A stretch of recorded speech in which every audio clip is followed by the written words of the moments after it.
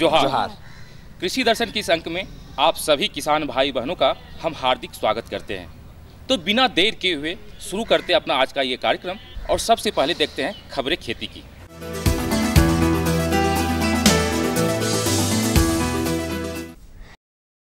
नमस्कार, कृषि समाचार में आपका स्वागत है। मैं हूं राहुल शर्मा। आइए देखते हैं आज कृषि समाचार में क्या कुछ है खास। राज्य के पशुपालक अनुदानित दर पर पा सकते हैं हस्त चालित और पावर चालित चारा कटर मशीन। सुकरों में स्वाइन फीवर से बचाव के लिए कराएं टीकाकरण। रिपर धान कटाई कार्य को करता है आसान। गव्य विकास विभाग की एक योजना के अंतर्गत राज्य के पशुपालकों के बीच हस्तचालित और पावर चालित चारा कटर मशीन वितरित किया जाता है। चारा कटर पाने के इच्छुक लाभुकों को 75% राशि योजना के अंतर्गत अनुदान में दी जाती है। इस योजना का लाभ लेने के लिए पशुपालक संबंधित विभाग में आवेदन दे सकते हैं। गढ़वा जिले के पशुपालक जो झारखंड राज्य के निवासी हैं और जिनके पास कम से कम 2 से 3 उन्नत नस्ल या संकर नस्ल के दुधारू पशु हैं, वैसे पशुपालक चारा काटने की मशीन अनुदानित दर पर खरीदने के लिए जिला गव्य विकास पदाधिकारी के पास आवेदन दे सकते हैं।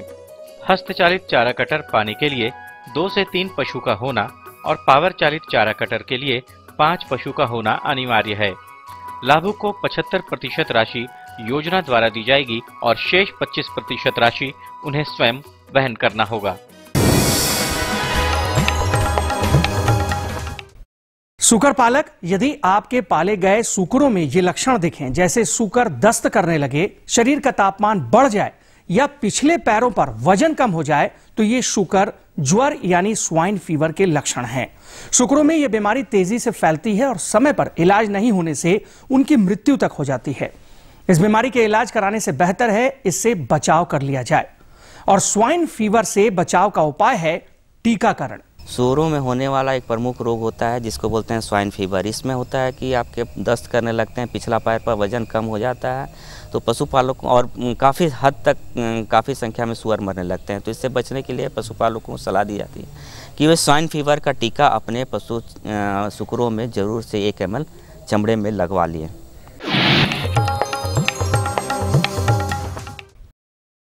सब्जियों की खेती करने वाले किसान वर्तमान समय में लत्तेदार सब्जियों जैसे नेनुआ और झींगी की फसल लगा सकते हैं। झारखंड के परिवेश में नेनुआ और झींगी की अच्छी पैदावार लेने के लिए किसान नेनुआ की स्वर्ण प्रभा और झींगी की स्वर्ण उपहार नामक उन्नत प्रभेदों का इस्तेमाल कर सकते हैं। ये प्रभेद अच्छी उपज देने के कारण ही चूर्ण लासिता रोग प्रतिरोधक भी हैं। किसान भाइयों, लत्तेदार सब्जियों में नेनुआ और झींगी की खेती प्रमुखता से करते हैं। इसमें उन्हें चूर्णी लासिता या पाउडरी मिल्ड्यू नामक रोग का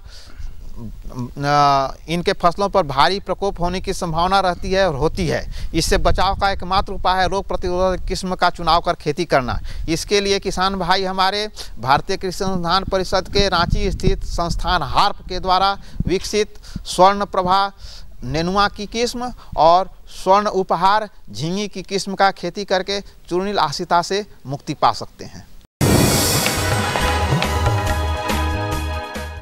रबी दलहनी फसलों में चना हमारे यहाँ प्रमुखता से उपजाई जाती है, परंतु कहीं से भी चने की उपज उतनी नहीं हो पाती जितना कि हम अनुमान लगाते हैं। ऐसा किस कारण से होता है या ऐसे कौन से कृषि कार्य करें कि फसल अच्छी हो? आइए जानते हैं कृषि विशेषज्ञ के माध्यम से। इस चना में, खड़े चना की फसल में, जो कि 1.5 से 2 महीना की फसल हो गया है, उसमें खुटाई अत्यंत महत्वपूर्ण है। बिना खुटाई के चने में ब्रांचिंग नहीं होती, यानी कि उसमें जो शाखा अधिक नहीं होती है, और जब शाखा नहीं होगी तो उसमें फूल भी कम पकड़ेंगे। तो इसलिए खुटाई किसान भाई को कम से कम 2 बार कर लेना चाहिए, एक 2 महीना के अंतराल पर और एक करीब 2.5 से 3 महीना के अंतराल पर।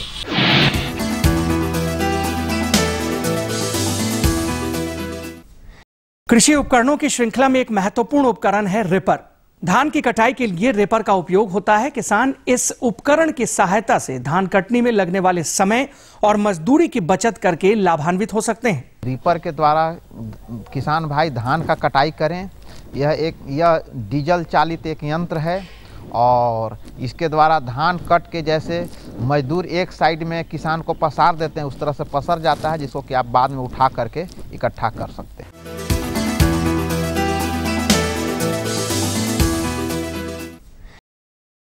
आइए हम मिलते हैं एक प्रेरणा स्रोत सफल किसान से जो आधुनिक खेतीबाड़ी द्वारा अच्छी फसल उपजाने में माहिर हैं। सफल खेतीबाड़ी करके वे खूब आर्थिक लाभ ले रहे हैं। तो आइए मिलते हैं इनसे। इन शख्स को अपनी मेहनत और अपनी खेती-बाड़ी के तौर तरीकों पर पूरा भरोसा है। इसी आत्मविश्वास के दम पर ये सभी प्रकार की फसलों की बहुत अच्छी खेती करते हैं। साथ ही दूसरे किसानों को भी ये इसी प्रकार खेती करने की सलाह देते हैं। धान को करते हैं, बैगन है, टमाटर है, आलू है, मिर्ची है, गोभी है, मटर छेमी है, पशुपालन भी रखते हैं सर। जब से हम लोग यहाँ आ गए हैं कृषि विज्ञान केंद्र में, तब से हम लोग मैंने यहाँ से का तकनीकी सीख करके सीरी विधि से अपना जैसा अच्छा ढंग से हो उस तरह से हम लोग खेती घर पर भी और अगल बगल किसानों को भी बताते हैं कि वो भी इस तरह से खेती करें। और अब एक नजर राज्य के कुछ प्रमुख शहरों के मौसम के मिजाज पर। आज राज्य के कुछ प्रमुख शहरों के तापमान इस प्रकार दर्ज किए गए। रांची अधिकतम 25 डिग्री सेल्सियस और न्यूनतम 10 डिग्री सेल्सियस। देवघर अधिकतम 26 डिग्री सेल्सियस और न्यूनतम 9 डिग्री सेल्सियस। गोड्डा अधिकतम 27 डिग्री सेल्सियस और न्यूनतम 9 डिग्री सेल्सियस। कोडरमा अधिकतम 24 डिग्री सेल्सियस और न्यूनतम 7 डिग्री सेल्सियस। चाईबासा अधिकतम 26 डिग्री सेल्सियस और न्यूनतम 12 डिग्री सेल्सियस। और हजारीबाग का तापमान अधिकतम 24 डिग्री सेल्सियस और न्यूनतम 8 डिग्री सेल्सियस रहा।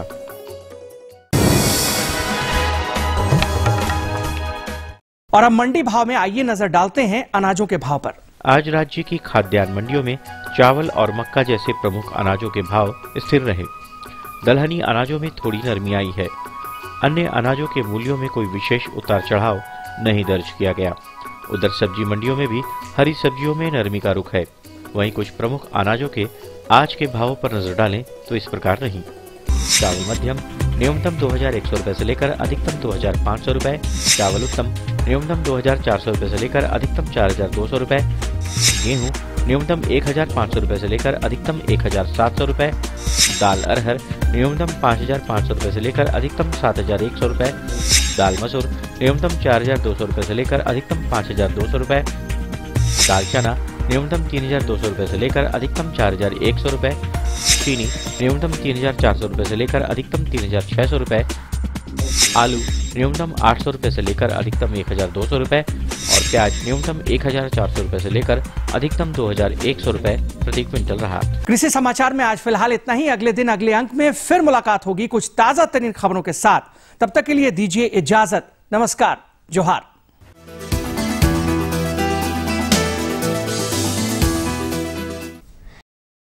कृषि से संबंधित महत्वपूर्ण जानकारी आगे भी है, लेकिन फिलहाल वक्त हो चला है एक छोटे से विराम का। आप देखिए ये संदेश।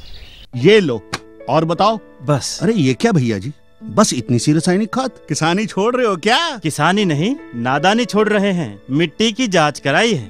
अब तो लाला जी जितनी जरूरत है उतने ही उर्वरक खेत में डालेंगे। हाँ, किसान भाई आज ही अपने जिले की नजदीकी भूमि परीक्षण प्रयोगशाला में मिट्टी की जांच जरूर करवाएं और मिट्टी में पोषक तत्व, नमी व पौधे के विकास को देखते हुए केवल जरूरत के अनुसार ही पोषक तत्व डालें। और हाँ, मिट्टी में गंधक, जस्ता, बोरोन जैसे सूक्ष्म पोषक तत्वों का पता लगाना भी न भूलें।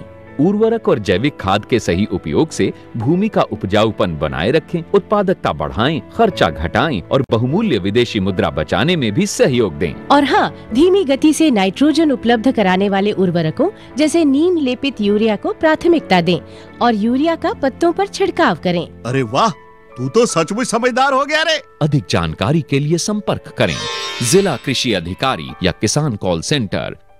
विराम के बाद कृषि दर्शन की इस अंक में आप सभी किसान भाई बहनों का फिर से स्वागत है। पाठक बाबा, हम आपसे एक प्रश्न पूछना चाहते हैं अपने किसान भाइयों की ओर से। बिल्कुल पूछो। चने की खड़ी फसल की उचित देखभाल के बारे में जानकारी चाहते हैं। अरे गौरी, तुम तो बिल्कुल सही कर रही हो। चने की खड़ी फसल के बारे में ही हम पूछना चाहते थे और साथ में इसकी अधिक पैदावार कैसे हो इसके विषय में भी। ये तो बहुत ही अच्छा प्रश्न है और तुम लोग पूछो और हम ना बताएं, ऐसा कैसे हो सकता है। तो इस विषय पर हम तुम्हें विस्तृत जानकारी दिलवाते हैं अपने डॉक्टर श्रीकांत सिंह जी से, और जिनसे बातचीत कर रहे हैं हमारे सहयोगी भानु घोष। खाद्यान्न फसलों में दलहनी फसलों का बहुत महत्व है, जिनमें चना मुख्य दलहनी फसल है और दलहनी फसल की खेती कर किसान कम लागत में ज़्यादा से ज़्यादा मुनाफा कमा सकते हैं। इसमें दूसरों फसलों की अपेक्षा सिंचाई भी कम तथा उर्वरकों का प्रयोग भी कम लगता है। आमतौर पर चना की खड़ी फसल की अगर ठीक ढंग से देखभाल ना की गई तो बहुत सारी रोग व्याधियां लग जाती हैं, जिससे खेती में हमें काफ़ी नुकसान होता है। ज़्यादातर चना के पौधों का पीला होकर सूखने लगना ये आम बीमारी है, जिसे मुरझा रोग कहते हैं। इस रोग से बचाव के लिए पहले तो सूखे पौधों को खेत से निकाल देना चाहिए और खेत में रासायनिक कीटनाशक कार्बेंडाजिम 2 ml प्रति लीटर और दूसरे कीटनाशक जैसे मोनोक्रोटोफॉस या क्लोरोपेरिफॉस को मिलाकर 1 ml प्रति लीटर की दर से फसलों पर छिड़काव करना फायदेमंद रहता है।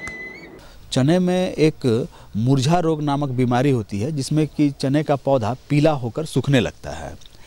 ऐसी स्थिति में जैसे ही ये लक्षण अगर दिखाई पड़े तो सूखे हुए पौधों को तुरंत निकाल बाहर करना चाहिए और जो बाकी फसल है, बचे हुए जो खेत में फसल है, उसमें कार्बेंडाजिम और एक किसी भी कीटनाशक को मिलाकर उसमें स्प्रे करना चाहिए।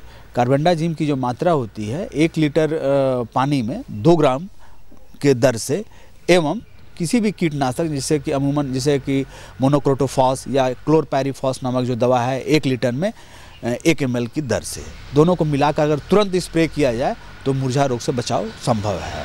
इसके अलावा चना फसल में फली छेदक कीट और पत्तियों पर कीट लगना भी हमारे फसल को नुकसान पहुंचाता है। जैसे ही इनके लक्षण किसानों को दिखे तो शीघ्र ही मोनोक्रोटोफॉस कीटनाशक 1.5 ml प्रति लीटर की दर से खेतों में छिड़काव करने से इन कीटों से हम हमारी फसल को बचा सकते हैं। चने में जो मुख्य कीट होता है उसमें फली छेदक एक कीट होता है जो चने को काफ़ी नुकसान पहुंचाता है, और उससे पूर्व एक और कीट होता है जो कि उसके पत्ते को भी नुकसान पहुंचाता है। तो इन दोनों कीटों के लिए एक ही दवा है जिसका उपयोग किसान भाई लक्षण देखने के साथ कर सकते हैं, और वो दवा है मोनोक्रोटोफॉस। 1 लीटर पानी में 1.5 ml के दर से, अर्थात 1 टीना पानी में, सरसों तेल के टीने के पानी से, वो 1 टीना पानी में अमूमन करीब 22-23 मिलीलीटर की दवा उसमें डालना चाहिए और उसका छिड़काव नोजल को नीचे मुंह करके उसका करना चाहिए, ताकि वो माने दवा ऊपर के भाव में हवा के साथ माने शरीर पर ना पड़े। इसके अलावा अधिक पैदावार हेतु किसानों को सलाह दी जाती है कि खुटाई या निपिंग का उपयोग कर सकते हैं। खुटाई करने से पौधों में शाखा की मात्रा ज़्यादा होती है, जिससे हमारे फसलों में फूल और फल ज़्यादा मात्रा में लगते हैं। मगर खुटाई करते समय कुछ सावधानियों पर भी ध्यान देना चाहिए, जैसे एक खास ऊंचाई के बाद खुटाई बंद कर देनी चाहिए, या बुआई के 2 महीने बाद या पौधों में फूल आने से ठीक पहले खुटाई बंद कर देना फसलों के लिए लाभकारी होता है। चना में अधिक बढ़वार लेने के लिए किसान भाई को अपने फसल को वैज्ञानिक भाषा में हम लोग निपिंग कहते हैं या खोटाई कहते हैं, किसान भाई उसे खोटाई कहते हैं, उसका उपयोग जरूर करना चाहिए। अमूमन ऐसा देखा गया है कि कई किसान करते भी हैं, उसको वो खोटाई करके साग के रूप में व्यवहार करते हैं या अन्य रूप में उसका व्यवहार करते हैं। लेकिन पौधे के बढ़वार के लिए और उसमें अधिक शाखा को उत्पन्न करने के लिए, उसमें अधिक फूल और फल का उसमें धारण करने के लिए वो खोटाई समय समय पर आवश्यक है, किंतु एक खास ऊंचाई के बाद उसकी खुटाई बंद कर देनी चाहिए। दलहनी फसल चना में गेहूं की अपेक्षा कम सिंचाई की जरूरत होती है। 2 या 3 सिंचाई चना फसल के लिए उपयुक्त होता है। पहली सिंचाई फूल आने से पहले या बीज बुआई के 2 महीने बाद का समय सही रहता है। दूसरी सिंचाई जब फूल से फली बनने लगता है तब। तीसरी सिंचाई जब हमारे खेत में कड़ी धूप से मिट्टी में नमी की मात्रा कम हो जाती है तब तीसरी सिंचाई करना लाभकारी होता है। जो पहली सिंचाई है, किसान भाई अभी तक मुझे उम्मीद है कि किसान भाई मैंने उसकी सिंचाई पहली सिंचाई कर चुके होंगे। दूसरी सिंचाई फूल आने के 15 से 20 दिन पहले, अर्थात माने कि बुआई के 2 महीने के बाद पहली सिंचाई अवश्य कर देनी चाहिए। और दूसरी सिंचाई जो प्रमुख है वो है जब फूल से फली बनने लगता है और फली में जब दाना भरने लगता है, उस समय दूसरी सिंचाई की आवश्यकता पड़ती है। इसके अतिरिक्त यदि मौसम अगर बहुत धूप वाला ना हो तो उसके बाद तीसरी सिंचाई की आवश्यकता नहीं है, किंतु अगर काफ़ी कड़ी धूप हो और उसमें कि मिट्टी में अगर नमी की कमी हो जाए तो ऐसी स्थिति में तीसरी सिंचाई जो फली जब कड़ा होने लगता है तब उस समय उसकी तीसरी सिंचाई करते हैं। उर्वरकों का प्रयोग भी चना फसल के लिए जरूरी है। आमतौर से नाइट्रोजन, फास्फोरस और पोटेशियम उर्वरक। बीज की बुआई के समय फास्फोरस और पोटेशियम की जरूरत पड़ती है और नाइट्रोजन की आवश्यकता कम पड़ती है। इसलिए कृषि वैज्ञानिक किसानों को सलाह देते हैं कि अपने खेतों की मिट्टी की जांच कराना कितना लाभकारी होता है। अगर मिट्टी में पोटेशियम की कमी हो तो 2.5 से 3 महीने के अंतराल पर 20 केजी पोटेशियम टॉप ड्रेसिंग के रूप में खेत में डालने से मिट्टी की उर्वरा शक्ति बरकरार रहती है। चने में अमूमन 3 प्रकार के उर्वरक नाइट्रोजन, फास्फोरस और पोटेशियम का उपयोग करते हैं, और जिसमें से कि फास्फोरस और पोटेशियम का उपयोग बुआई के समय ही किसान कर चुके होते हैं। किंतु जो नाइट्रोजन है उसका उपयोग ऐसा गैर दलहनी फसलों में 2 बार में किया जाता है, किंतु चूंकि चना एक दलहनी फसल है इसमें नाइट्रोजन की आवश्यकता कम पड़ती है। अतः इसमें फसल के मैंने लेने के बाद यानी कि 2 से 3 महीना के अंतराल में नाइट्रोजन की आवश्यकता नहीं पड़ती है। हाँ, यदि अगर किसान भाई मिट्टी की जांच कराए हों और अगर उस जांच में पोटेशियम की कमी पाई गई हो तो पोटेशियम का प्रयोग आजकल अनुशंसित किया जा रहा है। उपयोग वैज्ञानिकगण आजकल एक पोटेशियम का एक बार टॉप ड्रेसिंग के रूप में पोटेशियम की मात्रा करीब करीब 1 एकड़ में 20 किलोग्राम के लगभग में टॉप ड्रेसिंग के रूप में 2.5 से 3 महीने के अंतराल पे इसको दिया जाता है। अक्सर किसानों की यह शिकायत होती है कि चना फसल के फली में दाना नहीं होता। इसके 2 प्रमुख कारण हैं। पहला, विलंब से बुआई करना और सही तापक्रम की कमी, और दूसरा कारण मिट्टी में नमी की मात्रा की कमी। अतः किसानों को सलाह दी जाती है कि चना फसल को समय से बुआई करें और फसलों में फली लगते ही सिंचाई व्यवस्था जरूर करें, जिससे हमारी उपज अच्छी होती है। जो चना विलंब से बुआई की गई होगी वैसे स्थिति में जब उसका पुष्पन होता है चना का, तो उस समय जो तापक्रम उसको सही तापक्रम होना चाहिए वो तापक्रम उसको नहीं मिल पाता है। अतः पहला तो ख्याल यही रखना चाहिए किसान भाई को कि उसका समय से चने की बुआई कर दें।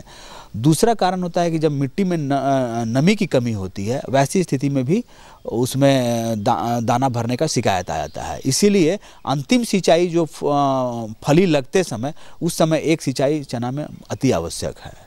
और दाना नहीं भरने के का जो प्रमुख समस्या जो अगर किसी पोषक तत्व के कारण हुआ हो तो उसमें पोटेशियम की मात्रा जो ऊपरवार के रूप में दिया जाता है, जिसको कि ऊपर निवेश पोटेशियम कहते हैं, वो देने से किसान भाई ऐसा देखेंगे कि उसमें दाना मतलब जो लगने का जो गति है वो तेज हो जाता है। तो ग्रामीण भाइयों, कैसी लगी आज की ये जानकारी? आनंद भैया, मुझे तो ये विश्वास है कि ये जानकारी से हमारे सारे किसान भाई बहन बहुत ही लाभ उठाएंगे और खड़ी फसल की बहुत अच्छी देखभाल करेंगे और उसके साथ साथ बहुत अधिक पैदावार भी करेंगे। बिल्कुल। चलो, ये तो बहुत अच्छी बात है, लेकिन आज हमारे पास एक और महत्वपूर्ण जानकारी है। और कौन सी महत्वपूर्ण जानकारी? अच्छा आनंद, ये बताओ, तुम्हें पोषण वाटिका के बारे में कुछ जानकारी है कि नहीं? पोषण वाटिका? नहीं पाठक बाबा, पोषण वाटिका के बारे में तो पता नहीं है। क्या होता है ये पोषण वाटिका? पोषण वाटिका क्या है, इस पर तुम्हें विस्तार से जानकारी दिलवाते हैं अपने विशेषज्ञ सीमा सिंह जी से, और जिनसे बातचीत कर रहे हैं हमारे सहयोगी संजय कुमार सिंह। किसान भाइयों नमस्कार, कृषि दर्शन कार्यक्रम में आपका बहुत बहुत स्वागत है। किसान भाइयों, आप पोषण वाटिका या किचन गार्डन के बारे में सुने होंगे।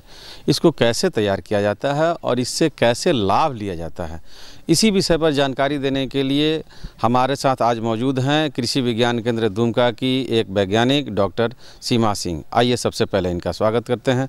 मैडम, आपका हमारे कार्यक्रम में बहुत बहुत स्वागत है। धन्यवाद। मैडम, सबसे पहले हमारे किसान भाइयों को बताइए कि पोषण वाटिका है क्या? नमस्कार किसान भाइयों। पोषण वाटिका जो कि एक बेहतर पोषण दे, जिससे कि ऐसा वाटिका जिससे कि हमें सालों भर ताज़ी फल और सब्जी पूरे परिवार को प्राप्त होती है। और ख़ास बात यह है कि फल एवं सब्जियों पे होने वाले खर्च को भी इससे कम कर सकते हैं। पोषण वाटिका में कार्य करना, बढ़ते हुए फल और पौधे को देखना, फूलों को देखना, ये एक मनोरंजन का भी बेहतर साधन है। और साथ ही साथ इसमें पौधे का सफाई करना, निकाई गुड़ाई करना, क्यारी बनाना, इससे हम एक अच्छा व्यायाम भी होता है। परिवार को पोषण के साथ साथ स्वास्थ्य की भी सुरक्षा इससे प्राप्त होती है। पर्यावरण भी हमारा सुरक्षित होता है। फल और सब्जियों पे जो अतिरिक्त होने वाले खर्च हैं और हम अधिक खर्च करके ये फल और सब्जी खरीद नहीं पाते हैं, तो इसको हम पोषण वाटिका से प्राप्त कर सकते हैं। पोषण वाटिका एक ऐसा वाटिका है जो कि ज़मीन के आसपास, घर के पास जो बची हुई ज़मीन होती है उसमें फल और सब्जी मौसम के अनुसार फसल चक्र को अपनाते हुए, ताकि सालों भर हमको कोई ना कोई फल या सब्जी प्राप्त होते रहे पूरे परिवार को, ऐसा वाटिका है जिसे वैज्ञानिक तरीके से हम कर सकते हैं। फल और सब्जी जो है वो हमारे भोजन का बहुत ही महत्वपूर्ण अंग है। इससे सूक्ष्म पोषक तत्व जैसे विटामिन, खनिज लवण के अतिरिक्त प्रोटीन, कार्बोहाइड्रेट, वसा भी प्राप्त होते हैं इस वाटिका से। तो इसे करके इससे आर्थिक लाभ भी कमा सकते हैं और पूरे परिवार को भी सालों भर अच्छा पोषण दे सकते हैं। मैडम, आपने दोनों शब्दों को एक ही साथ जोड़ा, फल और सब्जी दोनों को। तो आपने बताया कि जो घर के आसपास जो पड़ी हुई ज़मीन है उसको हम प्रयोग करके किचन वाटिका डेवलप कर सकते हैं। तो फल और सब्जी ये दोनों चीज़ों में सामंजस्य कैसे बैठाएंगे हम? सब्जी जैसे हुआ कि अगर रबी सीजन है अक्टूबर से लेके मार्च तक, तो वैसे सीजन में हम जाड़े के मौसम में जितने भी साग हैं, मेथी पत्ता, धनिया पत्ता, पालक साग, मूली, गाजर, टमाटर, हरा मटर, ये सब सब्जी हम लगा सकते हैं। और प्याज, लहसुन, हरा प्याज, शिमला मिर्च, फूल गोभी, ये सारे सब्जी को हम क्यारी बना के, अलग अलग क्यारी बना के इसको लगा सकते हैं। और उसके बाद अप्रैल से जून तक उसमें हम लोग लौकी, खीरा, बैगन, टमाटर, बरबट्टी, ये सारी सब्जियों को लगा सकते हैं। उसके बाद जो मौसम आता है खरीफ का सीज़न, उसमें हम लोग अगेती, फूल गोभी, बरबट्टी, भिंडी, बैगन, टमाटर, शकरकंद, ये सारे लगा के अलग अलग क्यारियों में लगा के इसका लाभ पूरे परिवार को दे सकते हैं। साथ में सब्जी के साथ में जो किनारे के तरफ कुछ फलदार भी वृक्ष लगा सकते हैं, जैसे कि आम हुआ, तो ऐसे फलदार वृक्ष के चुनाव में ये ध्यान रखेंगे कि जिसकी वैरायटी ऐसी होनी चाहिए कि जो ज़्यादा लंबा आकार नहीं हो, मध्यम आकार वाले प्रजाति को चुनेंगे। जैसे आम्रपाली हुआ, मल्लिका हुआ, आम का वैरायटी, तो उसको हम लोग पोषण वाटिका में लगा सकते हैं। और फलदार वृक्ष को लगाने में उत्तर से पश्चिम की ओर लगाएंगे, ताकि उसका छांव छोटे सब्जियों पे ना पड़े और उसके वृद्धि को वो प्रभावित ना कर सके। और फलदार वृक्ष में आम हुआ, अमरूद हुआ, शरीफा हुआ, नींबू हुआ, केला है, ये सारे फल को हम लोग उत्तर से पश्चिम की दिशा में लगा के और सालों भर फल को भी लगा के उसका लाभ उठा सकते हैं। साथ में पश्चिम दिशा में कोने में एक वर्मी कंपोस्ट का गड्ढा बना के सड़ी हुई गोबर खाद तैयार कर सकते हैं, या वर्मी कंपोस्ट उसे तैयार करके और उसका उपयोग किचन गार्डन में ही करके पौधे की अच्छी वृद्धि कर सकते हैं। तो किसान भाइयों, आप मैडम ने एक बहुत ही बारीक बात बताई कि जो फल वृक्ष लगाएंगे वो उत्तर से पश्चिम की दिशा में लगाएंगे, ताकि जो सूर्य की किरणें हैं वो आपको सब्जी को प्रभावित न करे और आपके सब्जियों पर भी सूर्य की किरणें बराबर पड़ी। यही संदेश देना चाहती है मैडम? बिल्कुल, हाँ, ताकि सब्जी की भी वृद्धि अच्छी हो सके और फलदार पौधे की भी वृद्धि अच्छी हो सके, एक दूसरे को कोई प्रभावित नहीं करे और पैदावार अच्छी हो सके। एक चीज़ और बताना चाहूँगी, इसमें जो है हम लोग खाद के रूप में, क्योंकि ये घर के पास वाली ज़मीन में पोषण वाटिका करते हैं, तो वहाँ पे बच्चे खेलते हैं, जानवर भी रहते हैं, तो खाद के रूप में हम लोग जैविक खाद या ये गोबर खाद, सड़ी हुई गोबर खाद तैयार करके या वर्मी कंपोस्ट का उपयोग करें तो वो जो बेहतर होगा रासायनिक खाद के तुलना में, क्योंकि वो स्वास्थ्य को प्रभावित करेंगे रासायनिक खाद, और जैविक खाद का उपयोग करेंगे तो वो ज़्यादा अच्छा होगा स्वास्थ्य के दृष्टिकोण से भी। आपने चर्चा की कि बरसात के लिए अगेती फसल, तो उस वक्त जो हमारे किसान भाई हैं या जो परिवार हैं उसके लिए कैसे तैयारी करेंगे?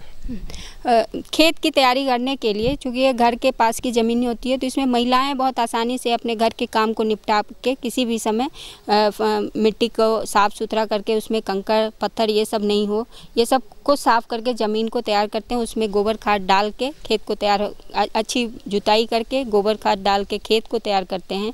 और इसी के साथ साथ सिंचाई की भी इसमें उतनी समस्या नहीं होगी, क्योंकि इसमें घर में प्रयोग होने वाले, जैसे अगर दाल धोते हैं, चावल धोते हैं, जो किचन में हम काम करते हैं, और वो पानी धो के फेंक देते हैं, बर्बाद ना करके उसको अगर पोषण वाटिका में उपयोग कर लें तो वो सिंचाई का एक अच्छा साधन होगा पोषण वाटिका के लिए, तो उसका भी उपयोग हो जाएगा। जी, तो देखा किसान भाइयों, डॉक्टर साहब ने, मैडम ने कितनी अच्छी जानकारी दी कि पोषण वाटिका से आप अपने परिवार का पोषक तत्वों को भी पूरा कर सकते हैं, साथ ही साथ अपने आपकी जो एक बहुत बड़ी आमदनी जो उसमें चली जाती है उसका भी बचत कर सकते हैं और ज़्यादा से ज़्यादा मुनाफा ले सकते हैं। मैडम, आप हमारे कार्यक्रम में आए, इसके लिए आपका बहुत बहुत धन्यवाद। धन्यवाद।